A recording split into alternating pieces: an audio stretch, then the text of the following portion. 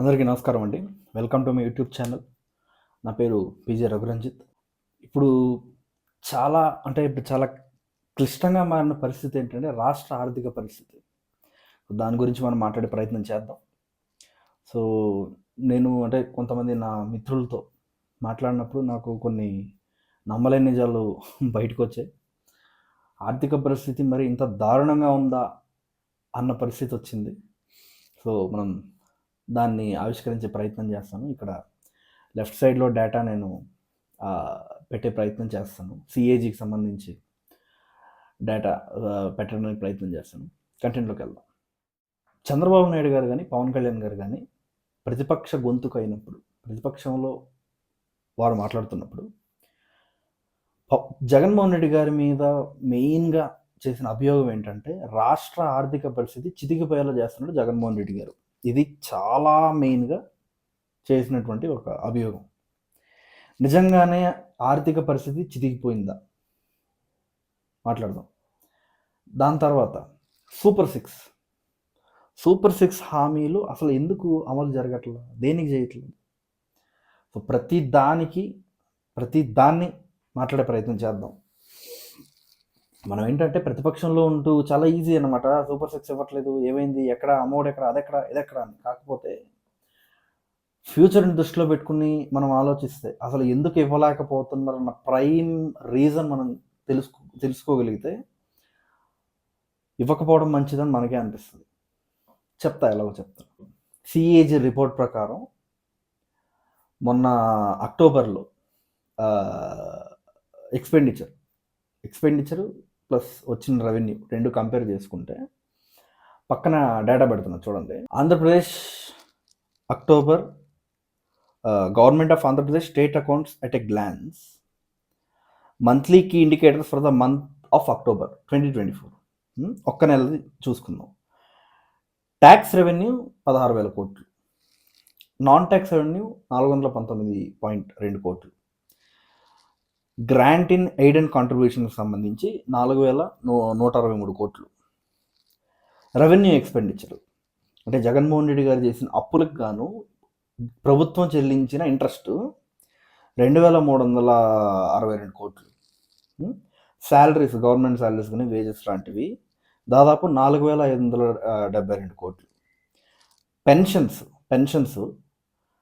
2,717 కోట్లు. సబ్సిడీస్ 2,315 కోట్లు.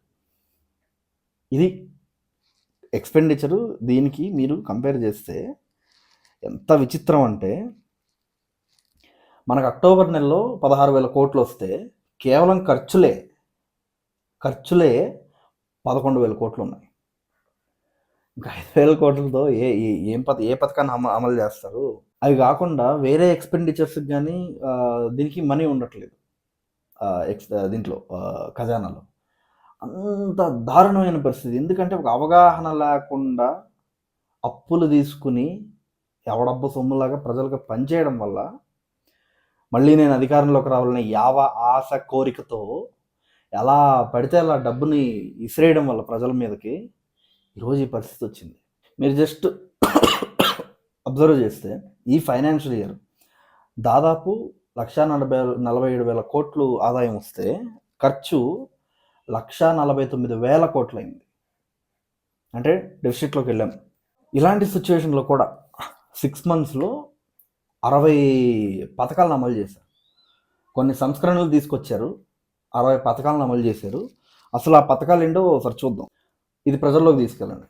6 నెలలకు గాను ఆంధ్రప్రదేశ్ కూటమి ప్రభుత్వం సంక్షేమం, అభివృద్ధికి సంబంధించి ఏ నిర్ణయాలు తీసుకుంది? అర్చకుల వేతనాలు 10,000 నుంచి 15,000కు పెంపు, బ్రాహ్మణుల పట్ల నిబద్ధత. అది గంజాయి డ్రగ్స్ కట్టడి మొదటి 100 రోజుల్లోనే ఉక్కుపాదం. రోడ్ల అభివృద్ధి, నిధుల కేటాయింపుతో రవాణా మార్గాల మెరుగుదల. అంటే పవన్ కళ్యాణ్ గారు ఏదైతే 4,500 కోట్లు రోడ్లు కేటాయించారు, బీటీ రోడ్లు కానీ సీసీ రోడ్లు కానీ, దానికి సంబంధించిన నిర్ణయం. ఉచిత ఇసుక, కేవలం ట్రావెలింగ్ ఎక్స్పెన్సెస్ పెట్టుకుంటే ఇసుక అనేది ఉచితంగా ఇస్తున్నారు ఎక్కడైనా సరే. ఉద్యోగాలకు సంబంధించి ఇది కొంచెం విచిత్రంగా ఉంటుంది చూడండి. మెగా డిఎస్సి ద్వారా 16,000కు పైగా ఉపాధ్యాయులకి ఉద్యోగాలు, 6,000కు పైగా పోలీస్ ఉద్యోగాలు ఓపెన్ చేశారు. మీరు గత ప్రభుత్వంలో చూస్తే ఎలక్షన్స్కి ముందు డిఎస్సి వదిలేరు, 6,000 ఉద్యోగాలు అంతే. వీళ్ళు వచ్చిన 6 నెలల్లో 16,000 వదిలేరు. తర్వాత రాయలసీమకు సంబంధించిన అభివృద్ధి, హైకోర్టు బెంచ్ పారిశ్రామిక ప్రాంతాల్లో 25,000 కోట్లు పెట్టుబడులు వచ్చాయి రాయలసీమకు సంబంధించి. ఎస్సీ కార్పొరేషన్కి సంబంధించి రుణాలు 1,00,000 నుంచి 3 లక్షలకు పెంచారు. బీసీలకు పదవులు, నామినేటెడ్ పోస్టులో దాదాపు 34% కోట. దీపం పథకం, ఉచిత సిలిండర్లు, నాదెండ్ల మనోహర్ గారి డిపార్ట్మెంట్. మహిళల కోసం 3 ఉచిత సిలిండర్ మొన్న దీపావళికి కానుక. భూముల రక్షణ, ల్యాండ్ టైటిలింగ్ యాక్ట్ని రద్దు చేశారు. అక్కడ మీకు జగన్ గారి బొమ్మ ఉండదు ఆస్తిపత్రాల మీద, అదొకటి మంచిదైంది. తర్వాత జగన్ గారి బొమ్మ ఆ స్టోన్ మీద, రాయి మీద ఉండదు, అదొకటి. తర్వాత డ్వాక్రా రుణాలు 5 లక్షల నుంచి 10 లక్షలకి వడ్డీ లేని రుణాలు తీసుకొచ్చారు ఈ ప్రభుత్వం. అన్నా క్యాంటీన్లు దాదాపు 198 అన్నా క్యాంటీన్లు పునరుద్ధరణ. జగన్మోహన్ రెడ్డి గారు నాశనం చేశారు దాన్ని. తర్వాత కేంద్ర నిధులు, అమరావతికి 15,000 కోట్లు, పోలవరానికి 12,000 కోట్లు వచ్చినాయి డబ్బులు. దానికి సంబంధించి అభివృద్ధి కార్యక్రమాలు మొదలెట్టారు. మొన్న అనుకుంటా చంద్రబాబు నాయుడు గారు కూడా పోలవరాన్ని సమీక్షించారు. ఓకేనా. రైతుల పేమెంట్స్, ధాన్యం అమ్మిన 48 గంటల్లోనే నగదు జమ. ఇది ఎప్పుడు నాదెండ్ల మనోహర్ గారు వచ్చిన నెలలో జరిగింది. 1 మంత్ రైతులకి పెండింగ్ బిల్స్ ఎవరో పెండింగ్ పెడితే ధాన్యం తీసుకుని డబ్బులు చెల్లించకుండా వైసీపీ ప్రభుత్వం వెళ్ళిపోతే నెల 2 నెలల్లో 60 రోజుల్లోపు ఆ నగదు జమ అయిపోయే విధంగా, ఆ డబ్బు వాళ్ళకి చేరే విధంగా 48 గంటల్లో నేను జమ చేస్తాను డబ్బులు అని చెప్పి నాదెండ్ల మనోహర్ గారు ప్రామిస్ చేశారు రైతులకి. దానికి సంబంధించిన నిర్ణయం కూడా తీసుకున్నారు. ఆల్రెడీ ఇంప్లిమెంట్ అయిపోయింది అది. తర్వాత సీనియర్ సిటిజన్లకి ఏపీఎస్ఆర్టీసీ బస్సుల్లో 25% రాయితీ. గుంతలు లేని రోడ్లు, 860 కోట్లు ఖర్చు పెట్టి సంక్రాంతి ఇంకా నెలకన్నా తక్కువ ఉంది. ఇంకా నెలకన్నా తక్కువలోపు ఆంధ్రప్రదేశ్లో అసలు గుంతలే లేని రోడ్లు మనం చూడబోతున్నాం. దానికి సంబంధించి మీ నియోజకవర్గాల్లో, ఈ వీడియో చూస్తున్న వాళ్ళు కూడా తెలుసుంటుంది, మీ నియోజకవర్గాల్లో రోడ్స్ క్లియర్గా ఉంటాయి. ఓకేనా. తర్వాత పెన్షన్ పెంపు, వృద్ధాప్య వితంతు పెన్షన్ 4,000 రూపాయలు ఇస్తున్నారు, 60 లక్షల మందికి లబ్ధి. డ్వాక్రా మహిళలు ఉచిత పుస్తకాలు, బ్యాగులు పునరుద్ధరణ. రైతు సంక్షేమం 90% సబ్సిడీతో డ్రిప్ ఇరిగేషన్ పునరుద్ధరణ, యంత్ర పరికరాలకు రాయితీ. చేనేత కార్మికులు 200 యూనిట్లు ఉచిత విద్యుత్తు, జిఎస్టీ రీఎంబర్స్మెంట్ అమలు. గిరిజన అభివృద్ధి, ఐటీడీఏలో ఉచిత డిఎస్సి శిక్షణ. బీసీ స్వయం ఉపాధి 40% రాయితీ రుణాలు. పేదల ఇళ్ల నిర్మాణం 4 లక్షల ఆర్థిక మద్దతుతో పాటు గ్రామంలో 3 సెంట్లు, పట్టణాల్లో 2 సెంట్లు మంజూరు. ఎంఎస్ఎంఈల రుణాలు 1000 కోట్ల ప్రభుత్వ గ్యారంటీ. వరద నష్టపరిహారం, కుటుంబానికి 10,000 నష్టపరిహారం. నిత్యావసర ధరల నియంత్రణ, రైతు బజార్లో బియ్యం, కందిపప్పు తక్కువ ధర రేట్లకే. గతంలో కూడా నేను నా వీడియో చేస్తున్నా, మీరు వెనక్కి వెళ్ళి చూస్తే ఉంటుంది. అది రేటు రెగ్యులేషన్ అయిన రోజే నేను ఆ వీడియో చేశాను ఎగ్జాక్ట్గా. తర్వాత నేతన్నలకి 25 కోట్లు ఆరోగ్య బీమా అమలు. మత్స్యకారుల ఉపాధిని దెబ్బతీసే 217 144 జీవోలు రద్దు. రాష్ట్రంలో ఎక్కడి నుంచైనా పెన్షన్ తీసుకునే వెసులుబాటు ఇచ్చిన ప్రభుత్వం. ఏంటి 16,000 కోట్లు రెవెన్యూ వస్తే ఖర్చులకి 11,000 కోట్లు అయిపోతుంటాయి ఒకవైపు. ఈ ఫైనాన్షియల్ ఇయర్లో చూసుకుంటే వచ్చిన డబ్బు కన్నా పోయిన డబ్బు ఎక్కువ ఉన్న పరిస్థితుల్లో 6 నెలల్లో ఇన్ని పథకాలు అమలు జరిగాయి. 6 నెలల్లో, జస్ట్ ఇన్ 6 మంత్స్లో ఇన్ని పథకాలు అమలు జరిగాయి. మీ ముందుకి ఇంకో డేటా తీసుకొస్తున్నా. ఏదో నేను ఫ్లెక్సీ చూసా. ఆ ఫ్లెక్సీలో ఏముందంటే జగన్కి చేసింది చెప్పుకోవడం రాదు.